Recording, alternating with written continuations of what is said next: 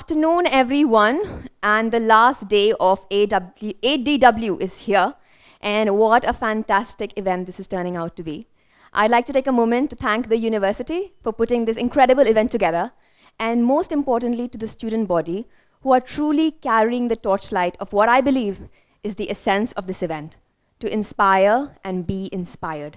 So thank you all once again, and may I also tell you that while, and I'm sure I speak for all the speakers here, that while when we came here, we were hoping to share our stories and our learnings with all of you, we are also leaving incredibly inspired by your spirit and your enthusiasm.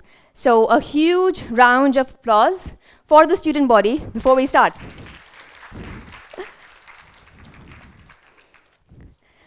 Super. So the topic of my talk today is passion to profitability. And I believe these are two words that in a nutshell define my journey as an industry professional. Now I'll give a short description or profile about my educational and professional background, and I feel incredibly blessed to be in Gandhinagar giving this talk to you about jewelry industry, exactly the same place where I graduated from 15 years ago. And your HOD for LSA was my batchmate Shweta, so this just feels like homecoming in the truest sense. Thank you so much for having me. The 2004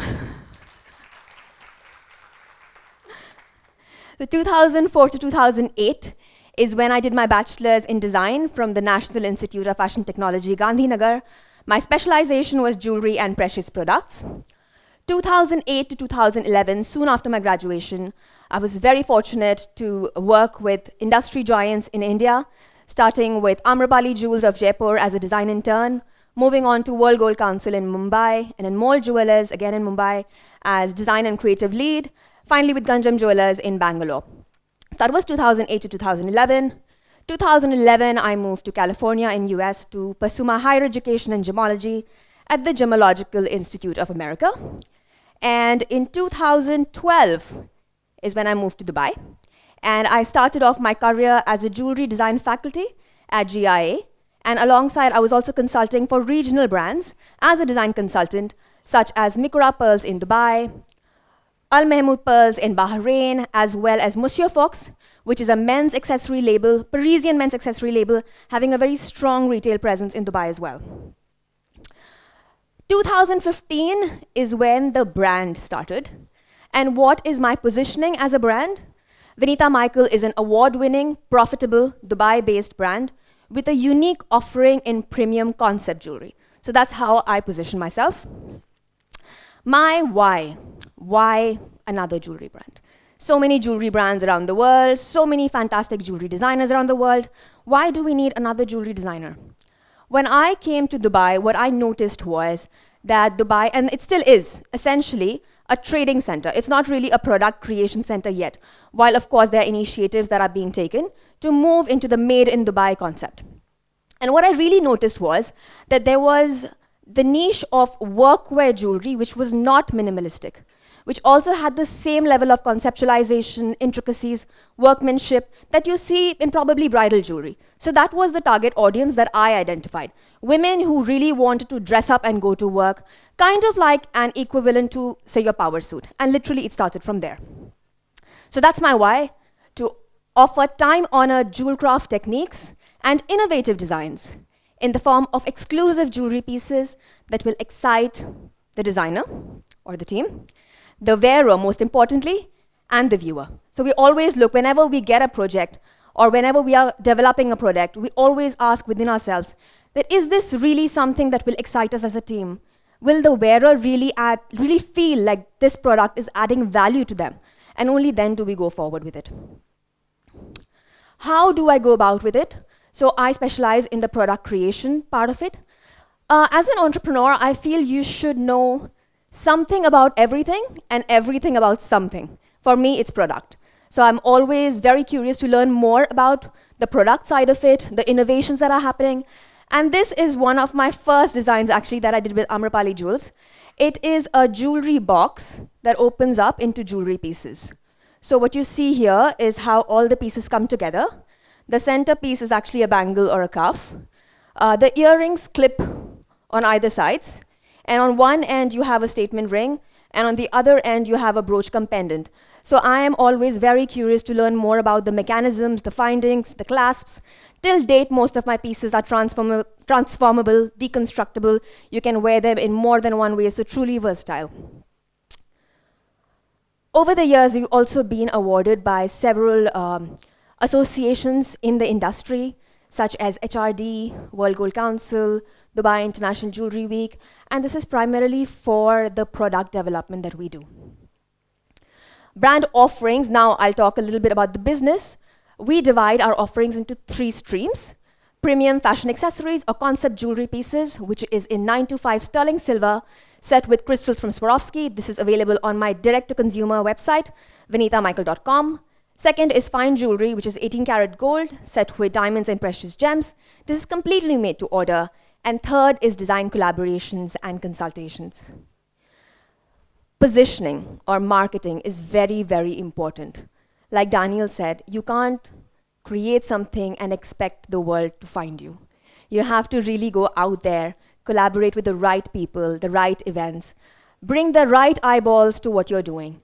And a part of that strategy is obviously our PR team, which is really fantastic. They have really taken the brand to the next level and helped us take the brand equity forward.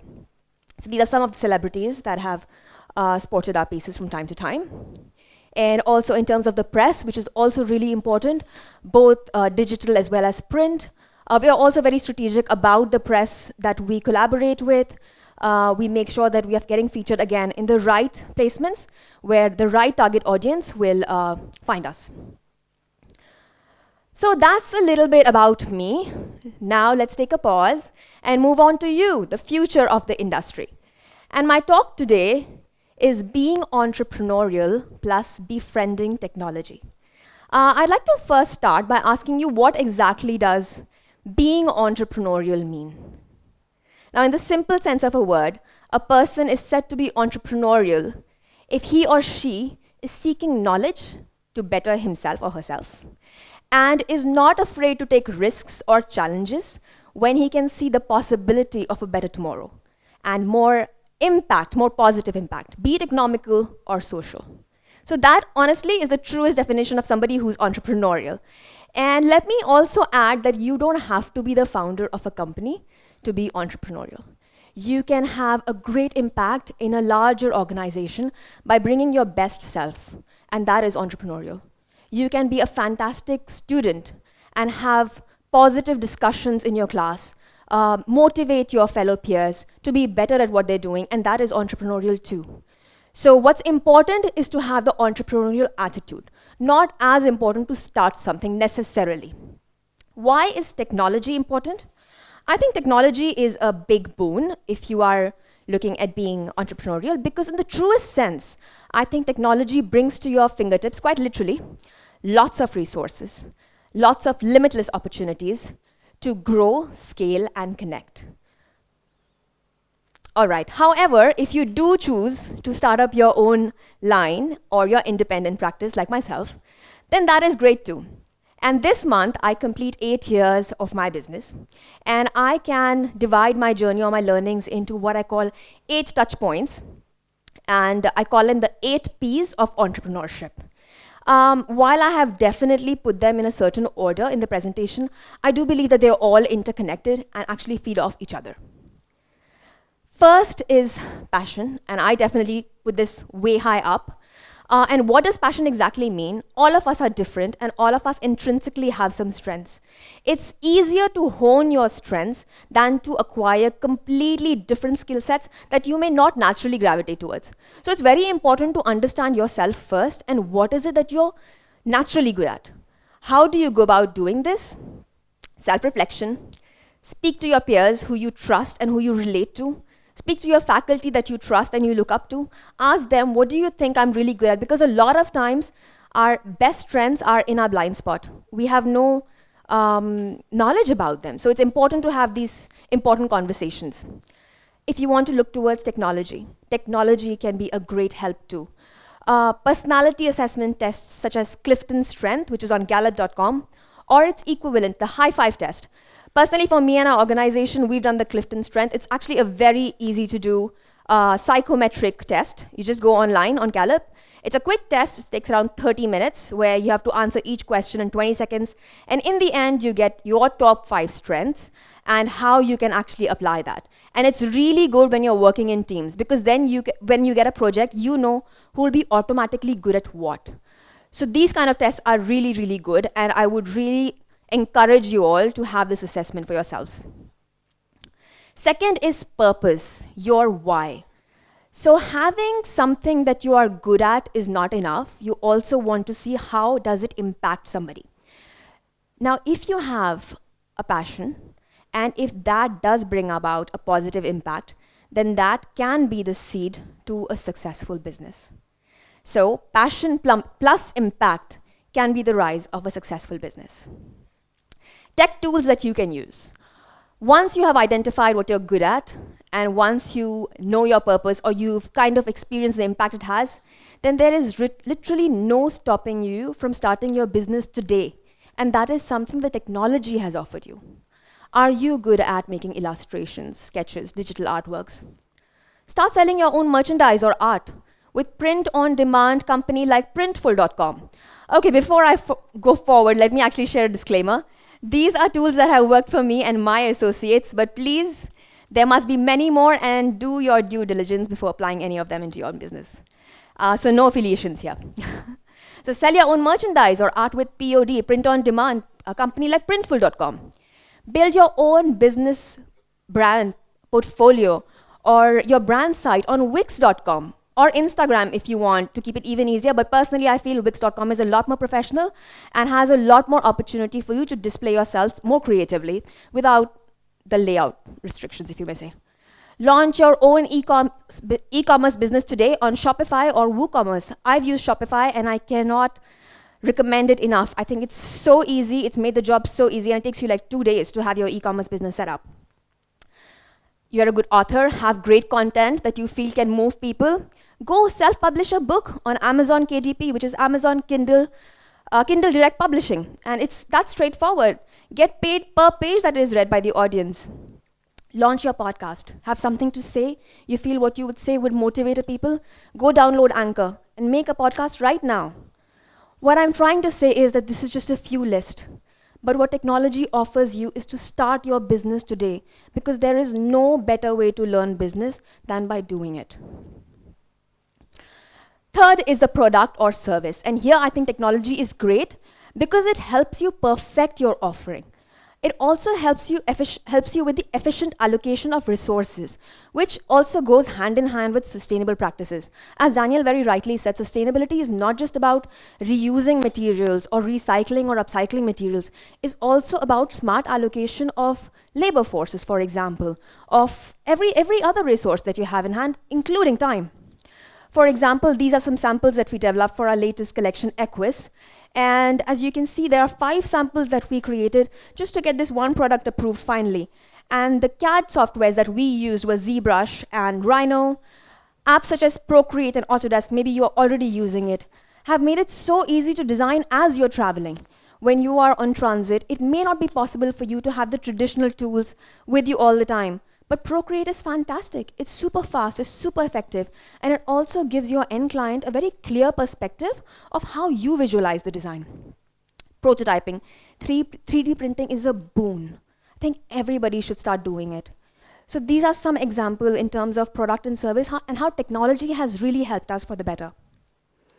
Now, what I would like to share with you is actually a quick video about the product development cycle that is applied in our factory. And you'll see here how we have used both technological innovations as well as traditional jewel craft techniques in order to make the final product.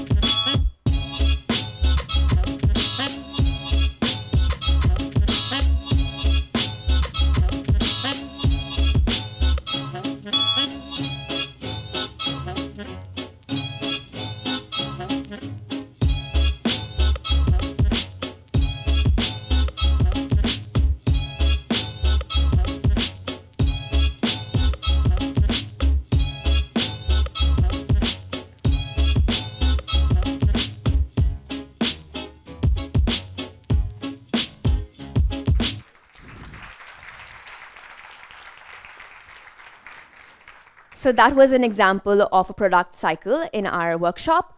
Now I would like to talk about positioning and where do you play. And can I quickly say you cannot ever satisfy everyone every single time. And that's very important even in terms of business. So you need to understand who exactly is your target audience and where are you positioning yourself. Not just geographically in terms of what are the locations that you want to be in, but also are you a B2B brand? Are you a B2C brand? Can you do both? Are you a brick and mortar brand? Are you a digital or e-commerce brand? Can you do both? And these are all the questions to which only you as a founder will have the answers. So this is very, very strategic and everything revolves around it. Also, partnerships and collaborations is very well in line with your positioning and how you want to target the audience. Now, who are the other brands who share the same value as you or who are bringing to your end consumer exactly what you are trying to do? For example, in my case, if I look at, say, in the automobile industry, I feel that the right partner or collaborator for me would be BMW because they bring on board exactly what I bring too. It's intelligence, inspired intelligence, and adding value to the end customer. So you need to be very clear about what are the values that you stand for. To give an example, these are some of the brand collaborations I've done in the past. I've also looked at it from a marketing point of view. What do I as a brand aspire to have when I enter into a collaboration? For me, it's brand building through strategic marketing. For the partner brands, it's unique and disruptive design language and innovative product development. So it's very important to understand that when you are getting into a collaboration, it should be a win-win situation for both parties. They should be bringing something to you and you should be bringing something to them as well. Only then will it make sense. So some of the brands that I've tied up in the past few years are Bluestone.com, Tresemme for New York Fashion Week Runway, Swarovski, World Gold Council, the Gemological Institute of America, and The Mass.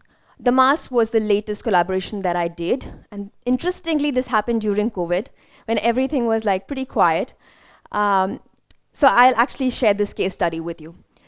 The Mass reached out to me in 2020, and this was also the time when I was looking at pivoting. Up until that point, I was primarily a product creation business. I started exploring the idea of design consultancy, considering our workshops were shut, logistics were not functioning, everything just seemed like it had hit a pause. And that's when I started thinking that what else can I do which is not product creation, but still is in the same lines as my values are and will still add impact to the industry. At this time, the Mass reached out to me and they were in that state of revamping themselves. From being a jewelry trader, they wanted to become a jewelry boutique, if you like. And they asked me to create one guest collection, which was 40 pieces. And they said it really has to be very, very different. We are usually looked at as a very typical Arab brand, and they are the leading jewelry retailers, there's no doubt about it, with a network of 180 retail stores across GCC that includes all 7 countries, Kuwait, Oman, Bahrain, United Arab Emirates, as well as Saudi Arabia. It is fantastic the way they have played out in the industry. So what they wanted was a truly unique identity, and we want a youthful brand, a fresh brand that really looks international and not what is already available in the Middle East.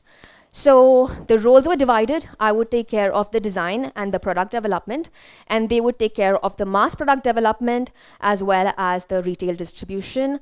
And marketing was done by both the teams, and both brands had to get equal value in terms of the marketing campaigns.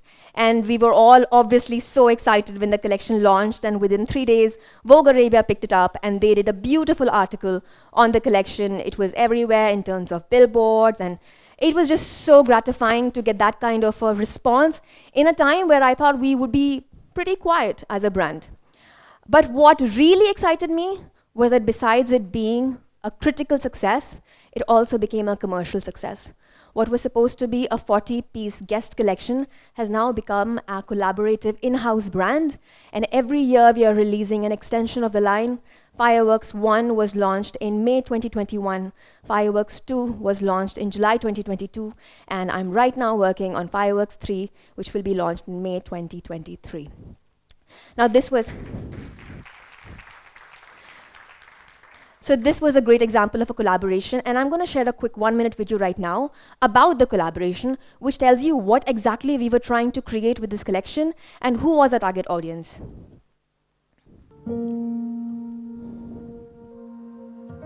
Sometimes in life, we must take a plunge to find the light within, to revive our spirits, and with gratitude celebrate our existence.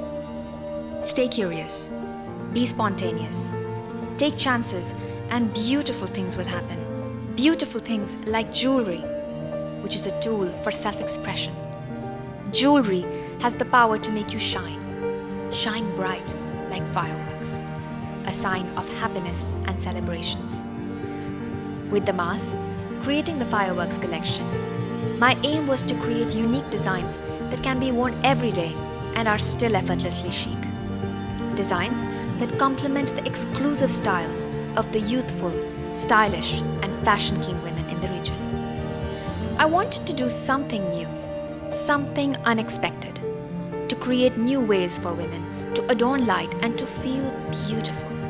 The collection has pieces that transform, have hidden mechanisms and secret locks. Colors are storytellers. They can influence the soul. I wanted to bring color in the classic world of fine jewelry, creating a new statement of a free, colorful spirit. With the heritage and legacy of the mass, I want to celebrate women and inspire them to be bold, to spark creativity, to own their light, for it's our time to shine. Thank you. So that was the Damas collaboration that we are all so proud of.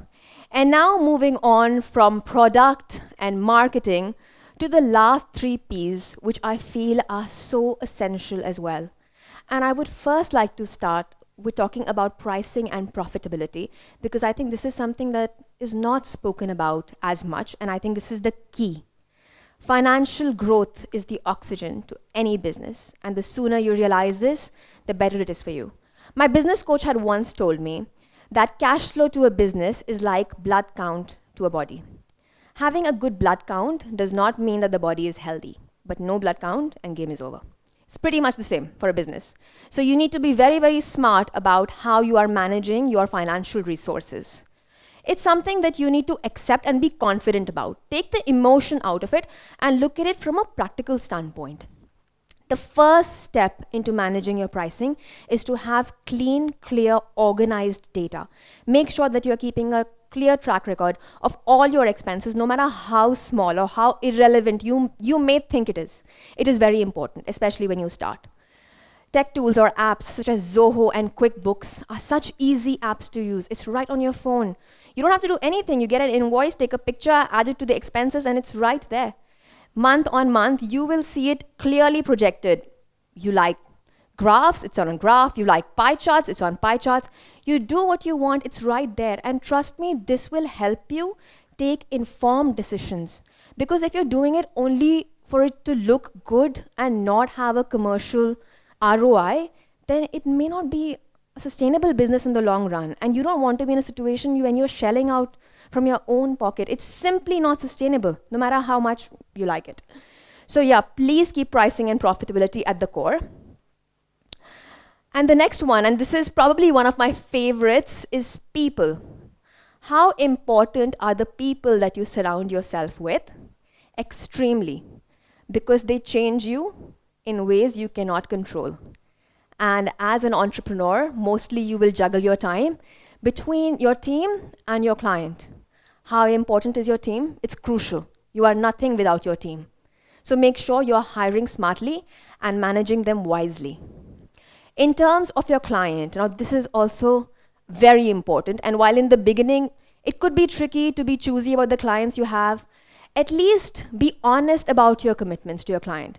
Make sure you're giving them clear deliverables. What is going to be your product? What is going to be your service? How much are you going to charge for it? And how much time is it going to take for you to complete the project? And make sure you see it through.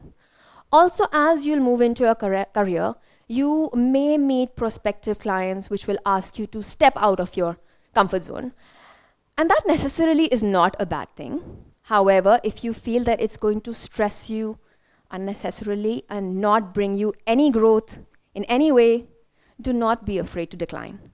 A good transaction is one which benefits both parties, your client as well as you. So make sure you do that. So that's something about the ideal team and the ideal client in a nutshell. And I also believe that the most important way to establish any relationship, be it with your client or with your team, is actually through concise and clear communication. And in this day and age, where we are not necessarily in a setup where everybody is sitting together in the same office physically, we are working in remote locations across varied time zones, apps such as Monday.com are fantastic. You can just download it on your phone, divide the projects, have clear job instructions or roles in your team. Everybody can see what tasks are done, what tasks need follow-up on, what needs to change or be improvised on. And I think that is a great way to communicate within the team efficiently. Also, I would like to speak about evolving consumer trends, since we are speaking about people, and your consumers will evolve with things that happen, be it a political situation, an economic crisis, or the pandemic. Everything does influence our behavior. For example, the phygital shopping experience is actually a result of the pandemic and how so many more people became okay with shopping online. If you are someone who's going to take a backseat and say that, no, online is not for me, you are losing out on a huge opportunity. Globally, the market or the consumers are divided into 5 chief brackets, starting from boomers to Gen X, millennials, Gen Z, and Gen Alpha.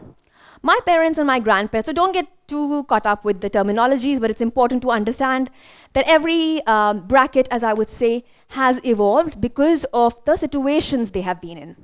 My parents and my grandparents belong to the boomers and Gen X bracket, and to them, luxury was formality. Like, I still remember fine silks, silverware, cutlery, those opulent drapes in the living room, picture-perfect living rooms where it's literally impossible to sit comfortably. That was the idea of luxury. My generation, millennials, and I would say this is a very interesting bracket because we're probably the last generation that has experienced the pre-internet times. For us, luxury is well-being. It's very simple. We look at comfort, a sense of care, a sense of security. And that's what motivates the majority of this bracket. Gen Z, and I feel the majority of the audience today comes in this bracket of Gen Z. These are the true digital natives who don't want to follow trends just for the sake of it. They want to aspire to be unique. Luxury to this audience, and this is globally. It's not limited by geographical location or anything. This is a global study that is done. For them, luxury is about being unique, being able to express their uniqueness. Even in terms of the influencers they follow, they are following brands like, say, Zendaya, Bella Hadid, who are so original in their own way of communication and expressing themselves, really redefining the rules. And that's what motivates them. The next generation, which is coming up, the future consumer, in a lot of ways they already are consumers, is Gen Alpha, which is under 10. What is to them? These are the ones who look for not just unique identity in real life, but they are actually a step forward. They are looking at unique virtual identity. My eldest, he just turned 9, and all he wanted for his birthday was Robux, because he wanted to upgrade his avatar. And that's what motivates them. So what we're talking about is an omni-channel shopping experience, a phygital shopping experience, one that adds value physically as well as digitally, a seamless shopping experience. And how do you want to play here? So that's your evolving consumer trends. The last P, which is I think very important for any entrepreneur, is to be open to possibilities. I think the biggest learning from COVID for all of us was that you have to be open to pivot. Brands who truly survived and thrived were the ones that were open to pivot and try new opportunities, try new platforms, being open to a new normal, whatever that new normal was. Those are the brands that really survived and thrived. We've also noticed that big brands and companies, which were probably the biggest that you would have expected them to be, they are not there anymore. They've disappeared from the face of the planet. And that's because they have failed to evolve with the times. They have failed to evolve with the consumer. And that brings to what is the new trend? It is the metaverse. I'm not going to do a deep dive on it, but it is definitely there. It's not a question of is it coming or when is it coming? It's coming right now. And it's a reality that we all need to accept. So please start researching, start being interested in it. Vicenza Oro, which can I know how many of the students here are from LSA Jewellery? Okay, super. So you already are aware that Vicenza Oro is one of the most premium B2B jewelry exhibitions in the world, which happens in Vicenza, Italy. In the recent one, the Trend Vision, which is a jewelry forecasting unit, predicted that the 2024 jewelry trend is called Chromaverse, which is a merger of chroma, color, and the metaverse, and how you're going to tap into the opportunities as creator and as a retailer. And those are the brands that will really shape up and come forward. A quick video now, which was shared at the Trend Vision, which highlights the values that are shaping the consumer behavior, as well as what exactly is the consumer looking for in 2024.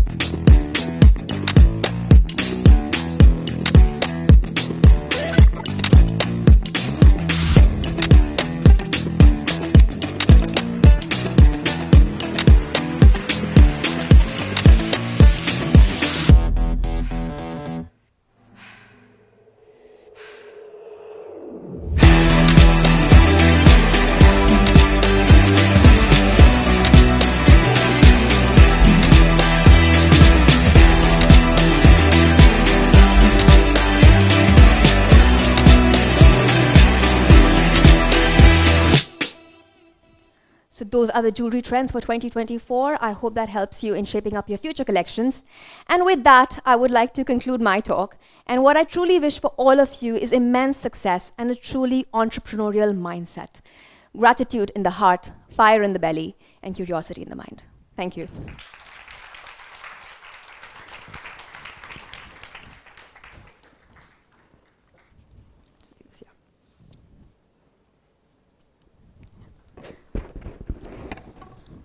Thank you, Vinita, for the very engaging presentation. So we are now open for question and answers. If you guys have any questions.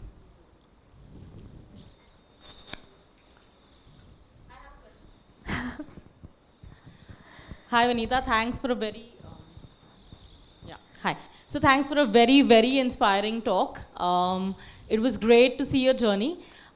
So what I've observed is that you've worked in the Indian industry also for jewelry versus, and you've worked in the Dubai industry now. Right. So could you share your journey? Like how different was it to approach clients or design for them when you were in India versus now that you're in Dubai and majorly catering to them? I think India is a little more easier because you have a lot more companies here.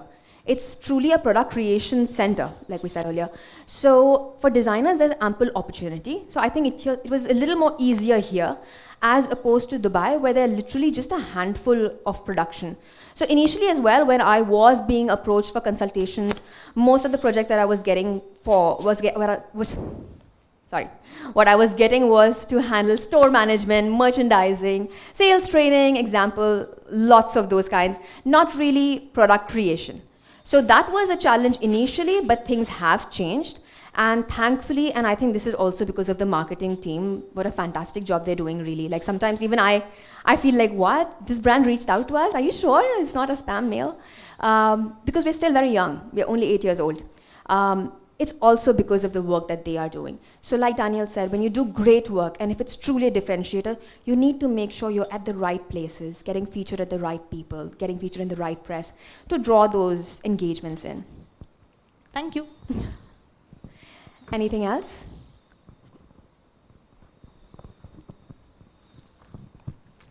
Right, so the next one. Hi, ma'am. Good Hello. afternoon. Ma'am, I actually wanted to know that who is your exact target audience for your jewelry? I am still, I wasn't able to understand that part. It is the Middle Eastern audience primarily. It's working women, primarily C-level. Like I said in the beginning, it's an equivalent to your power suit. So they obviously want to dress formally in a power way, almost like how I'm dressed at.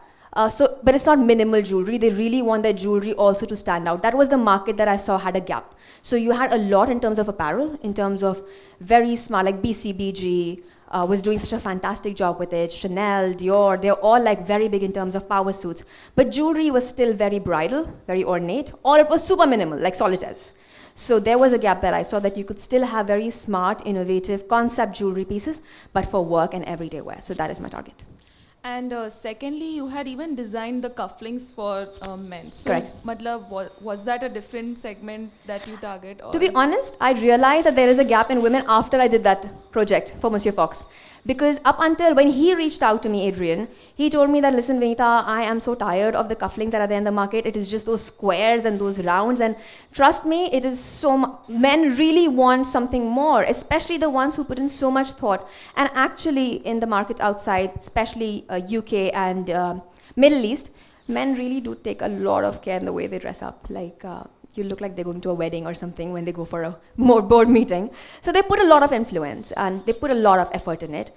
And I saw that the same was probably missing. There were some brands that were doing it, but not a lot. And I think this is again very important. When you are starting your own brand or your own practice, if you also start doing what is already available, it's difficult for you to stand out. To position yourself. Yes, even in terms of the product. And I think that's why when we started sending our lookbooks and our storylines to editors, fashion stylists, they were like, okay, this is something that, my favorite brand does not have. So let's try this. And that's pretty much where we got the gap and entered in. And built on it. Thank you so much.